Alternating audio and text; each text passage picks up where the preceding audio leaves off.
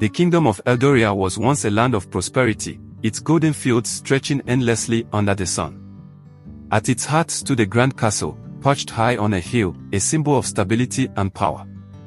Inside its stone walls, laughter once echoed, carried by the voices of a young princess and her beloved father, King Alden. Ilara, the only child of the king, grew up surrounded by love and privilege. Her days were filled with lessons in diplomacy and history, but also with carefree moments of joy.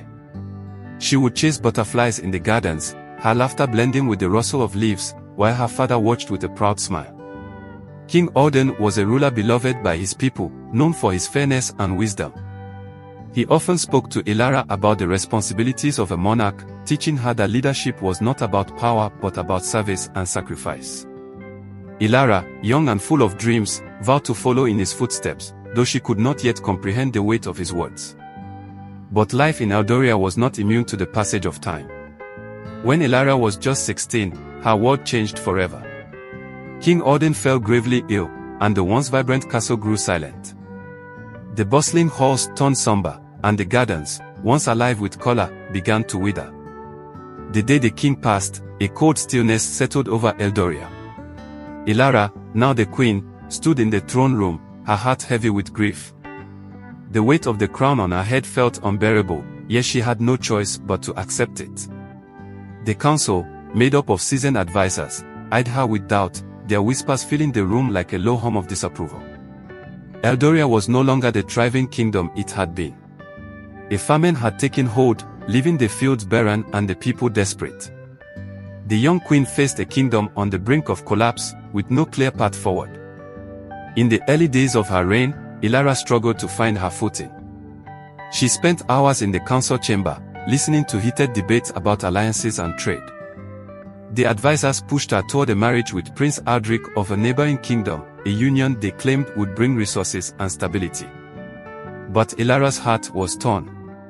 She did not want to marry for politics, nor did she trust Aldrich, whose arrogance was thinly veiled beneath a polished exterior. Determined to understand her people's plight, Ilara disguised herself as a commoner and ventured beyond the castle walls. What she saw broke her heart: children with hollow eyes, farmers working tirelessly in barren fields, and mothers begging for scraps in the marketplace.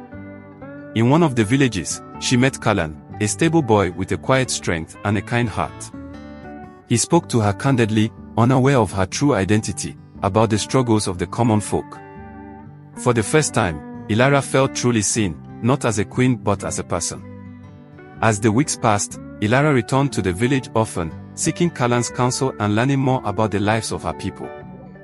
Their conversations were a source of comfort and clarity, and she began to see a path forward. Back in the castle, Ilara called for a meeting of the council. With newfound confidence, she rejected Prince Aldrich's proposal, much to the advisors' dismay. Instead, she proposed a bold plan to rebuild the kingdom from within, investing in irrigation systems, distributing seeds to farmers, and opening granaries to feed the starving. The council resisted, but Ilara stood firm. She reminded them of her father's teachings, that a ruler's duty was to serve their people, not to seek easy solutions for personal gain. Slowly, her determination began to win them over. Under Ilara's leadership, Eldoria began to change. The barren fields transformed into lush landscapes, the villages buzzed with activity, and hope returned to the people's eyes. The young queen worked tirelessly, often seen in the fields alongside the farmers or in the markets listening to merchants. Amidst this transformation, her bond with Callan deepened. Their conversations grew more personal, their laughter more frequent. One evening, as the sun set over the hills, Ilara revealed her true identity to him. Callan was stunned but not deterred. He admired her even more for her courage and compassion.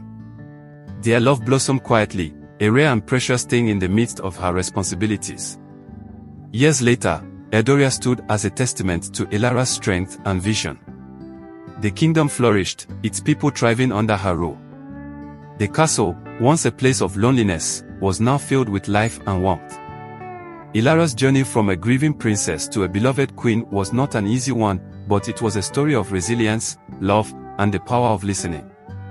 In Callan, she found a partner who saw her not as a queen but as Ilara, a woman with a kind heart and an unyielding spirit. And so, the lonely princess was lonely no more.